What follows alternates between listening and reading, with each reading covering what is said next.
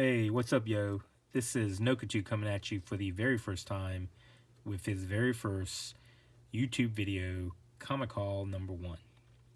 So, this video might go on for a little bit as I try to navigate through this process and gather my thoughts, give a little 411 on myself, and throw a few shout outs to the community. Um, I have been collecting comics for over 45 years, and let me check that. I have been buying or getting comics for over 45 years, but I have probably only been collecting comics for about 37 years. Like a lot of kids that grew up in the early 70s, if you got a comic book, you were reading it over and over, you weren't storing it correctly, you weren't protecting it. And, I am not an exception to that rule. I probably discovered a polybag and a backing board, what they were, in probably 1979, and I didn't visit my first comic specialty shop until 1981. Back then, as you know, most comics were sold in newsstands and drugstores and 7-Elevens, and we used to call them specialty shops. Now, comics aren't sold there, and now really your main avenue is online and at local comic shops. So, you know, when I grew up, we didn't have very much. We weren't poor, and I know we weren't poor because my pops would tell me that, because I asked, and I don't know what that says about our economic situation when you're in elementary school and you're asking your pops if you're poor. But he would tell me no, and he was very proud of that fact, as he should be. Um, he would tell me, we're not poor because we have a roof over our head, clothes on our back, and food on the table.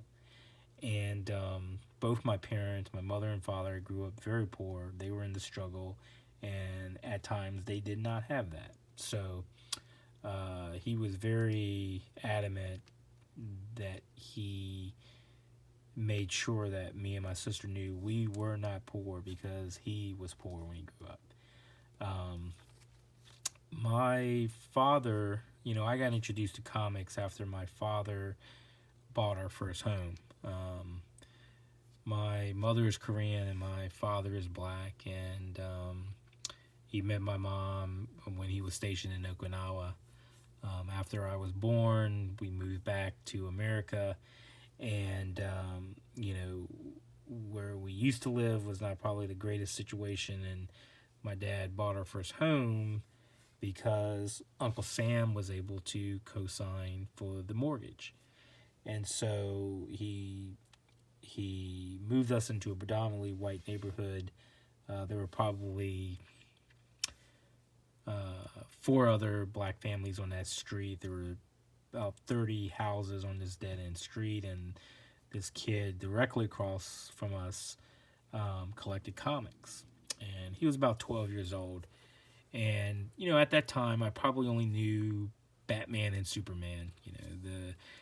The way they license characters now is not what it was back then. And so he introduced me to the world of Marvel. He didn't collect DC, mainly it was just Marvel.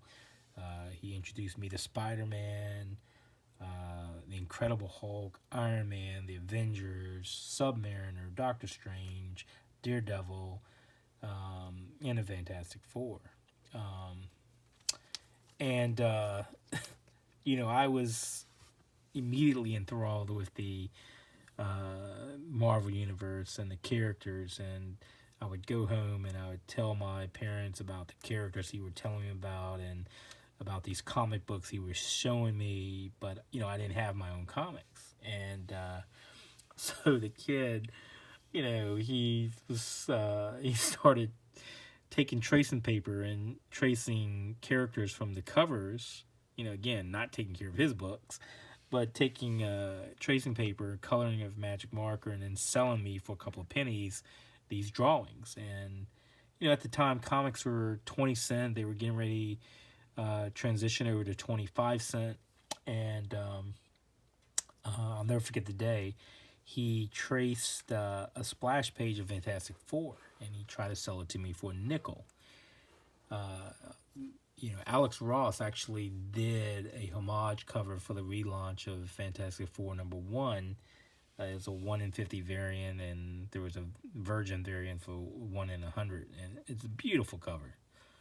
But excuse me, he was trying to justify the price increase of a nickel because all the characters were on it, and he had to use more magic marker. I mean, the kid was hustling me. So I went to my pops and I asked him for a nickel, and he told me something he has said to me many times, which you would think I was accident prone and should have been wearing a helmet or something. But he asked me what it was for, and I told him, and he said, "Boy, have you done gone and bumped your head? We are not gonna waste no good money on that nonsense. You could tell that boy that you ain't buying that." And so, I learned several things that day. I learned, one, don't ask my pops for money. And two, that, we weren't poor, but we had money. But we had good money. We didn't have drug money. We didn't have blood money or inherited money. We had good money, and it wasn't going to be wasted. And so I waited for my pops to go to work, and then I asked my mom for it. And she gave me the nickel, and she told me, "Don't be asking for no more money. Your daddy don't like you buying that nonsense." And so that was it. But with that episode, I think my mom realized how much I really liked the comics. And one day after school, I came home, and she had bought a stack of comics from a yard sale or a flea market, and they were on my bed, and I immediately just started reading them, and that's when I started getting comics. And so, even then, my comics weren't even brand new, they were used, and probably 95% of my comics at the time were from flea markets or yard sales, and only occasionally would I get a new book from the drugstore or 7-Eleven newsstand when we got good grades on a report card, or we did some special chore around the house. So that's how my collection started. I decided to do a haul video for a number of reasons.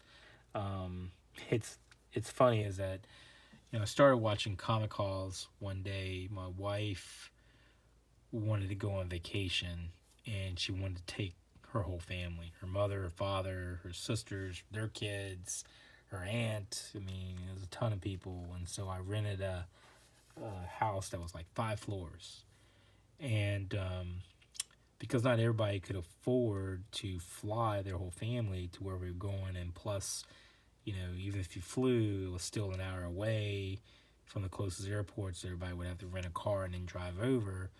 And it was only probably 8 hours by car, so we decided to drive. And I asked my folks if they wanted to come. They said, in some choice words, they said, no, that don't sound like no vacation with all those people. Maybe next time.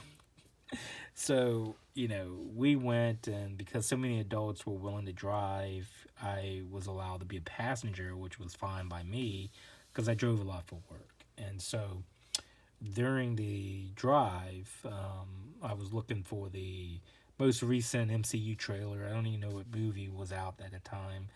But after the trailer played, YouTube suggested another video like it does. And it suggested a comic haul. And, I didn't even know what a comic haul was. And, in the early 90s, like a lot of kids or a lot of people, I got turned off by the industry with all their gimmicks and variant covers and, trading cards and, die cast, whatever.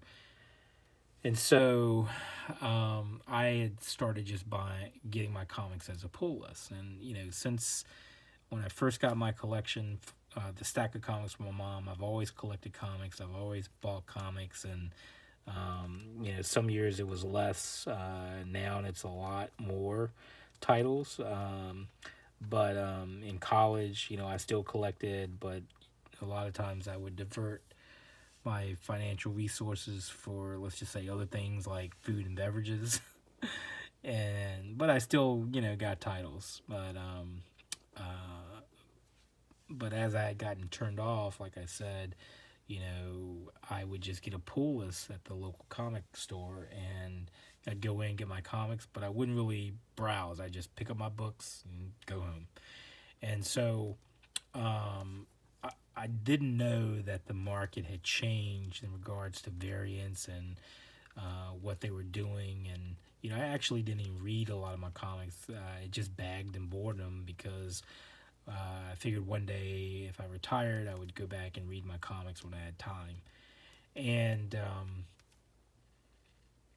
the first video I watched, I'll be honest, I don't think if the video had not been not only informative but also entertaining, I'm not sure if I would have kept watching Comic Haul videos. But the first Comic Haul video that I watched was by a hauler that has numerous subscribers, have done lots of videos. I think we'll all agree he presents in a very dynamic and entertaining way, and it was Mercenot. So shout out to Mercenot, who got me started watching haul videos. His video I watched was probably Comic Haul 40 something. I'm not sure what actual number he was on, but the first video they suggested was in the 40s, and I watched it. I liked it. I learned some things about the current market. And so I started watching other videos of his, and then I started watching some of the people that he had given shout outs to in his videos, and I started checking out their channels. And so shout out to Omega Shen Ryu and Yanni Gogliak and Longshanks, Lords of the Long Box. They all produce some great haul videos. A lot of them, I don't even think they make videos anymore, except for maybe Yanni. And so as they stopped making videos, I started looking for other haulers and found Alex the Comic Hoarder, the Doom, Master Splinter X, Strange Blade. A dude that I recently started watching that he makes some funny videos, and he has some good information too, is Key Comics Market Watch. I think his name is Brian. He's funny. You should check him out. So, that's how I started watching all these haul videos. And I decided to make this video now after watching videos for a few years because my son, who's 7, when he was in kindergarten, I asked him one day what he wanted to be when he grew up, and he would say a crown maker. And I was like, oh, Lord. So, they must have shown some kind of video in school that was about crowns and making Crayolas or something. And so then one day near the end of kindergarten, and even in first grade now, he has consistently said, and when I ask him what does he want to be when he grows up, he says a YouTuber. Now, we let him watch YouTube only through the YouTube Kids app. And, that now in this day and age is a legitimate career path, being a YouTuber. I mean, if you think about it, I don't know if these statistics are still valid, but, at one time I looked it up, and the number one money-making YouTube channel was Ryan's World, which is a kid doing toy reviews. And then the number 2 channel was Dude Perfect. But, Ryan's World has his own toy line coming out in Walmart this Christmas season. And, that's just crazy, So, my wife thought it'd be fun if I would do a YouTube video and post it. We'll probably have to show him specifically because I'm not sure if it would show up on YouTube Kids app. But, and try to cultivate his enthusiasm into something that he has now repetitively said he wants to be. And the other reason is, at my age, I don't really know anybody that collects comics, and this is really the only avenue that I hear about comics is through YouTube from haul videos, and the only place where I'm probably gonna be able to discuss comics.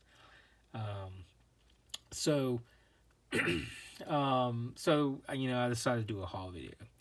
Now, one might be able to imagine that I probably have I have a fair amount of comics, and in the process of doing these videos, I have decided that I'm only going to show books that are in my home office.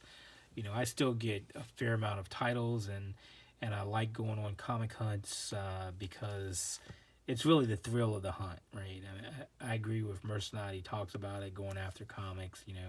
I do buy occasionally some books off of eBay, but a lot of books I buy just for going after them. I don't really sell my comics, but I've decided that if my son, who does not like comics, not interested, I ask him all the time, that if he doesn't start getting interested in comics by, his 11 or 12, early teens, then I'm going to start selling my own collection because I don't want my collection to be on some YouTube haul channel about how some hauler then got all these comics at a really dirt cheap price. So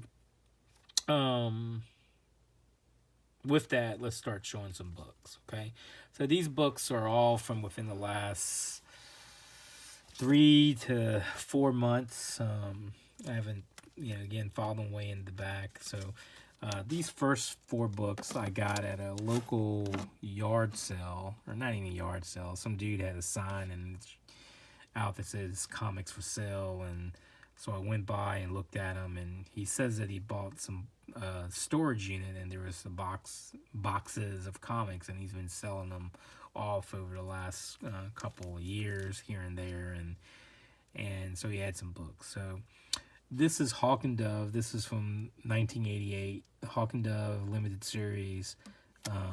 This is the first appearance of Dawn Granger, who becomes the new Dove. And I bought this book before the DC Universe got announced and the Titan series came out. I've only seen the first episode. They do have a new Dawn in it. So this is her first appearance as a character. This is her first full appearance in costume. Number 2, number 3, and number 4 of Hawk and Dove. I'm not a big fan of Rob Liefeld's artwork, or even him as a creator, but I knew about this book, and it was in high grade near mint, so I decided to pick them up for $1 a piece. I haven't really checked eBay to see if they have gotten some heat from the series. One of my favorite cover artists is Adam Hughes, and I have a lot of his covers, and if I see his covers or comics in high grade, even if I have them already, I'll usually pick them up if they're cheap.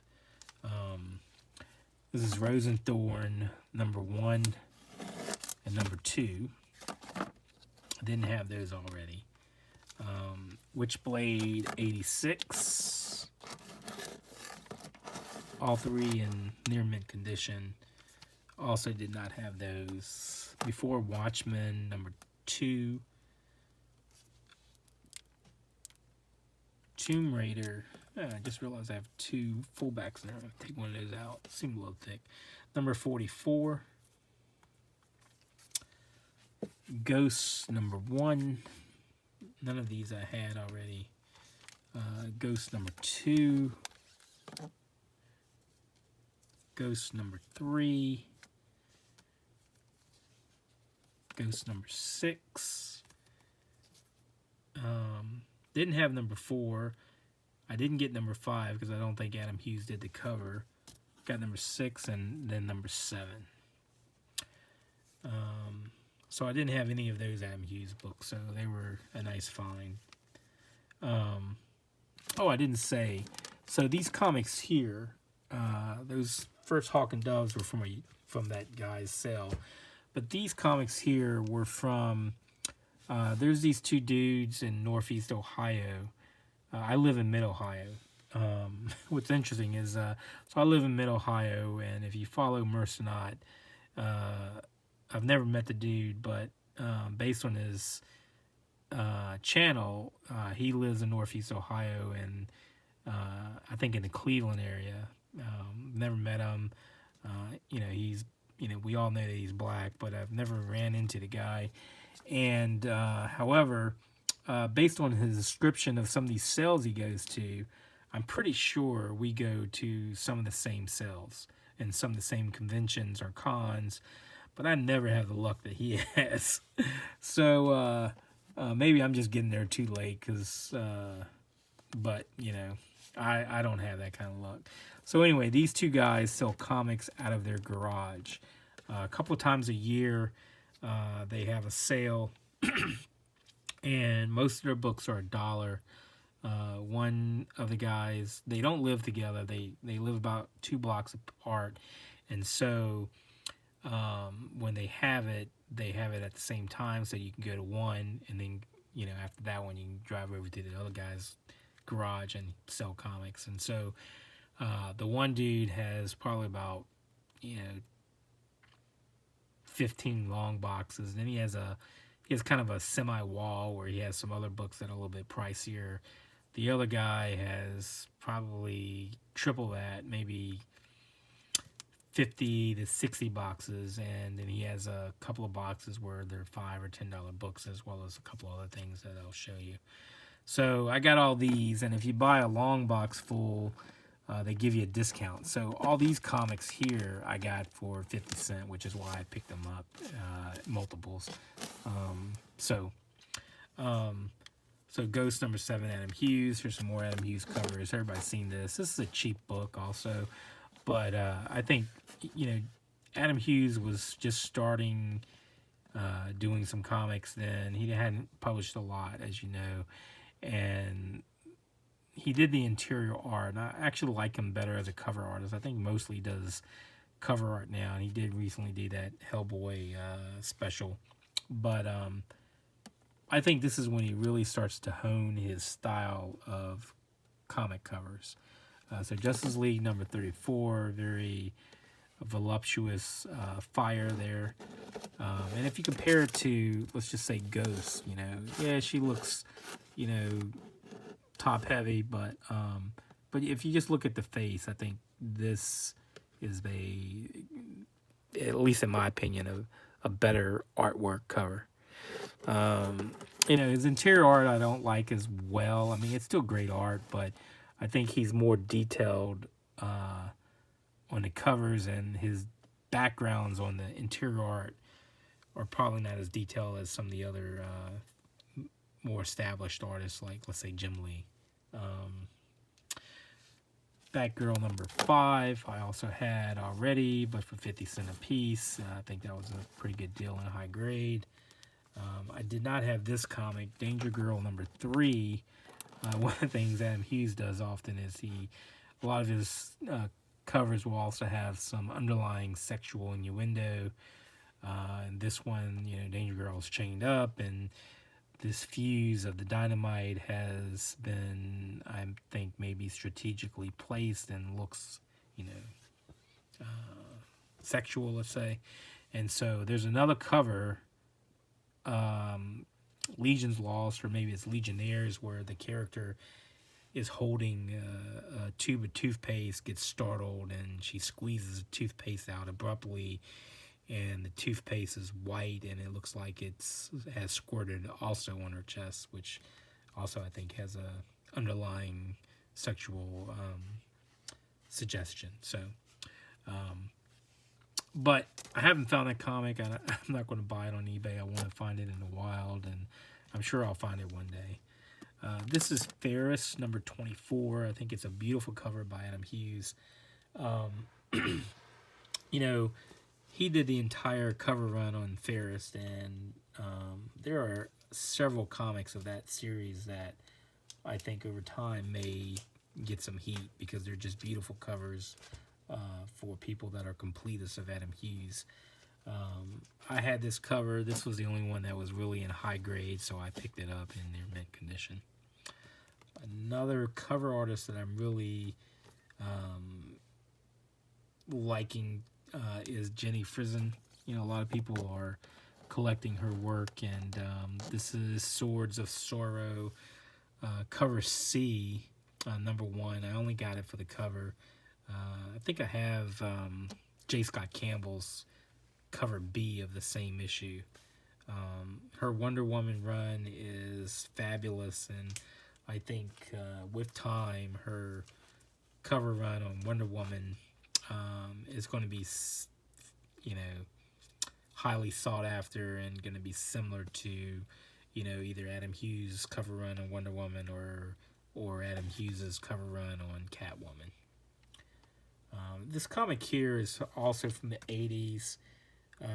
The series itself doesn't really go for much. There's only one issue in that series. Marvel did this series solely to create a toy line, Crystar. So, you know, back in the 80s, you know, we had G.I. Joe. Hasbro created a toy. They had a comic created to go along with it. Same for Transformers. Marvel tried to reproduce that magic, but opposite. It created a comic and then created a toy line. Neither of which were successful. The toys by Remco were terrible. They were terrible in comparison to the G.I. Joe and Transformers. And the comic was terrible. I think this comic went for maybe 12 issues. I think I have like 1 through 9 or 1 through 8. I had this comic already, but this comic in particular goes for some money. And it's only because of this right here. This skull, this cover was done by Michael Golden, and this skull is used by this punk rock band called Danzig. But for whatever reason, this comic will go for like, you know, in this grade VF, because there's one spine tick, probably about, you know, $15 to $20. And for 50 cents, you know, if I see that cheap, I'll pick it up. But I'm not paying more than $1 for that comic. This comic I got, these 3 comics I got for nostalgic purposes, they were in high grade, and if you grew up in the 80s, I remember going to the movie theater. I think we didn't go through a lot of movie theater movies. You know, a lot of times we would go to the drive-thru because the whole family could go for one price. But one of the movies that I saw in the theater, it was the first Rocky movie I saw in the theater, was Rocky number 3. And I remember seeing Clubber Lang, and I was like, man, that dude is badass. And so shortly thereafter, you know, they developed the A-Team, you know, and so they had a large part of the A-Team run. I don't know if it was a whole run because I don't know how many issues that series ran for, but A-Team number 1 with Mr. T pitying the fool on the first cover, front and center, Mr. T. Number 2, and then number 3. And I went up to number 3 because if you watch the show, they're always putting him to sleep to fly because he didn't like to fly. And so he's knocked out on here, and it's a good thing BA is still asleep, because if he wakes up before he hit the ground, we're all in trouble. So I got the first 3 issues because for nostalgic purposes, right? So the next issue I want to show is Fantastic Four 371. So there's nothing really significant about this comic other than the fact that it is a solid red comic in near mint condition.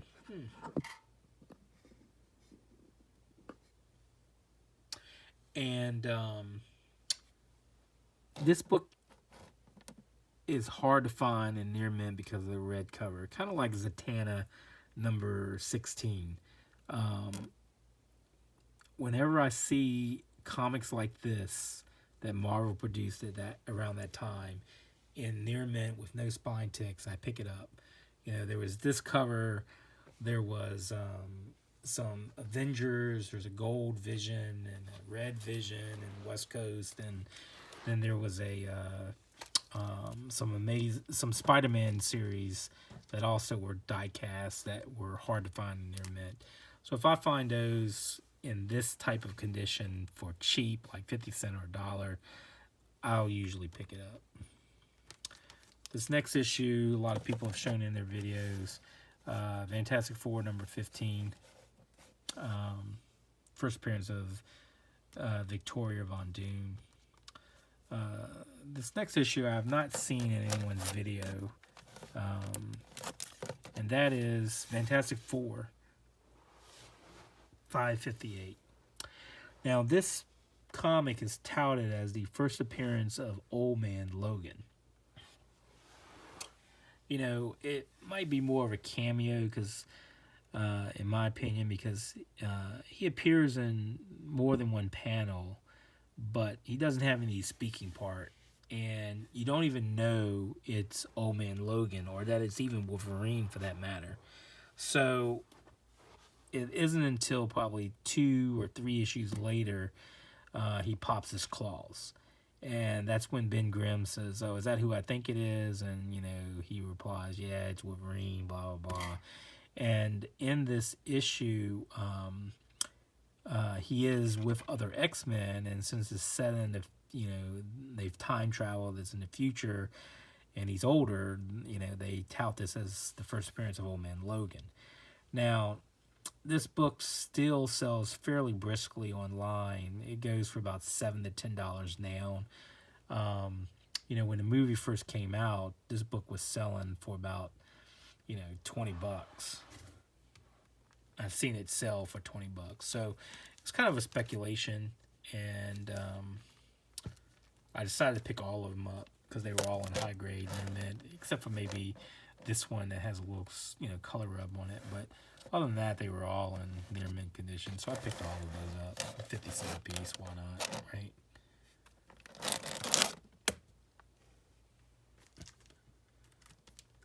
This also has been in a lot of videos. This is Young Avengers number 6. This is also in high grade, near mint. I think one of them, maybe this one here, is VF. There's no spine ticks, but because it has a little color rub, which probably could be dry cleaned to a higher grade of near mint minus. First appearance of Stature, as well as, I believe it's the first appearance of Kate Bishop as Hawkeye. So it's got a little heat on right now, but not really a high value book. This is Thor 617, the first appearance of Kid Loki. This has been shown in a lot of older videos. Secret War number 2, Delato cover, and he also did interior. First appearance of Quake. I got these 2 comics solely for the cover. I had these already in my collection, Batman 643 and Batman 644. They're jock covers of Black Mask as well as the Joker. It's a cool cover. Detective Comics 647 and 648. This is the first appearance of Stephanie Green, who is a spoiler, cameo as a spoiler in here. First full appearance as a spoiler in this issue. They recently just made a action figure of her that's pretty cool and accurate. Detective Comics 734, the second appearance of Cassandra Cain. And then this comic here, Action Comics 806, first appearance of Natasha Irons as Steel, daughter of, I think it's, Jeremy Irons is Steel. This dude also had some of these. They're called Power Records. They're produced in the 70s. They're reprints of the original comic in a higher grade paper quality and ink. And they're sometimes hard to find in high grade, but also with the record in place, also in high grade. And so he wanted $5 a piece for these, and you know, he had 2 with the record still inside, intact, with no scratches and high grade, so I picked them up for $5. They're hard to find even online with the record intact in high grade. And so I picked that up, and I picked this one up. I had this one already at home with my parents. I should go back and get all those. I don't know where they're. I know they're there, but I have about 6 of these, but 6 different ones. But this one here is interesting. This is a reprint of Captain America 168, and the record reads like a old 30s radio show. They have multiple actors reading the comic, and it's not a complete reproduction of the comic. It's a little shorter than that. But the interesting thing about this one is Eminem samples from this and uses it in his single Rap God. So actually, several rappers sample from the Power Record Marvel line and use it in their singles. So for $5, I thought that was a good deal. These 2 here. All right, this video's going a little bit. So the last thing I'm going to leave you with is this CGC comic. I don't have a lot of CGC books, and like I said, I wasn't going to go back and dig out Marvel Age 41, but I thought I'd show this and tell a little story about Stan Lee in honor of his passing, Stan the Man. So Stan was coming to Cincinnati Comic-Con, and it was going to be his last appearance. And I've seen Stan before, but had never gotten a picture with him. And there were photo ops there, and he was probably 93 at this time. And so I knew, Father Time was going to take him away from us at some point. And so I was off that weekend, and so I decided to jet down there and meet Stan again and get a picture with him. And it was great. There are a lot of people, paying for this photo. And he was nice enough to shake my hand and say a few words to me. Usually they're just corralling you through like cattle. They tell you don't touch Stan, don't lay a hand on him. Just take a picture and move on, like boom, boom, boom, right? And so I thought it was cool that he reached out and shook my hand and said a few words to me. But then afterwards, you stood in line to get your signature with Stan on whatever item you wanted. And I did the VIP package because that was the only way you were guaranteed to get your signature with Stan. Because if you just stood in line to do a signature, there was no guarantee that he would do it because, again, he's 93. If he gets tired or doesn't feel well, he's not going to do all the signatures. And, they had a limit of how many you could do. So I got a photograph of him signed, and I got this comic and another comic signed by Stan. And so while we were there standing in line, and you're standing in line for hours, and right around lunchtime, it just stops, right? And there's a good long pause before the line starts moving again. And so when we stopped, I was standing near one of his handlers, and a good time passed, more than 30 minutes, and I was thinking, oh my gosh, he's 93, I hope he's okay. And so I asked the guy, is Stan okay? Is he coming back? And he goes, yeah, he's coming back. And he told us a story about how every day at the same time, whenever he's not at home, he calls his wife, whether he's on a movie set, at a convention, or what have you. He has lunch, and him and his wife talk. Same time, every single day. And so,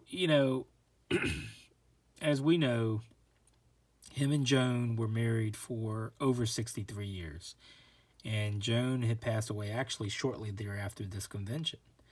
And,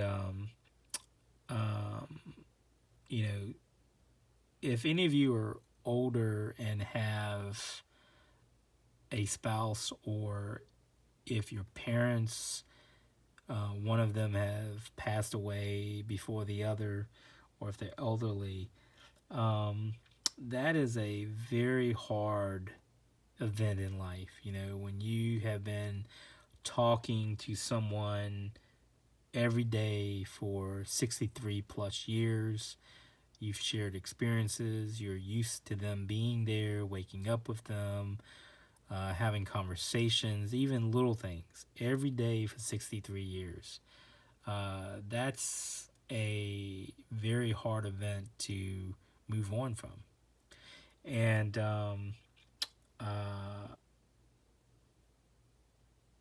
as sad as I am that the comic universe has lost a man like Stan, um, he lived a good life. He lived 95 years. He served his country. He married the love of his life, and he got to see some of the characters that he helped create come to life in a respectable fashion.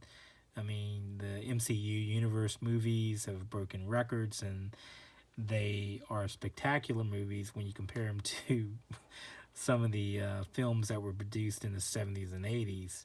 Um, you know, I'm not sad that he passed. I'm actually happy that Stan passed because I'm sure in those last days after Joan had passed away, he was very sad.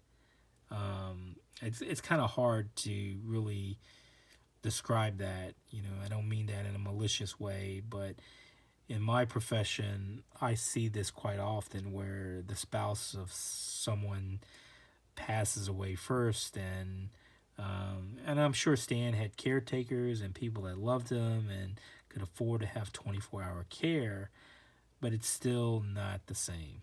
You know, to have a spouse that has been with you for 63 years, it's a very heart wrenching experience, and I've seen, um, individuals, just cry at the mention of it, even if it's been over a year. It's hard for them to move on. And, I believe in the afterlife and that Stan is in a better place, and I'm sure he's with Joan. So, for that reason, I think, I'm happy for Stan Lee.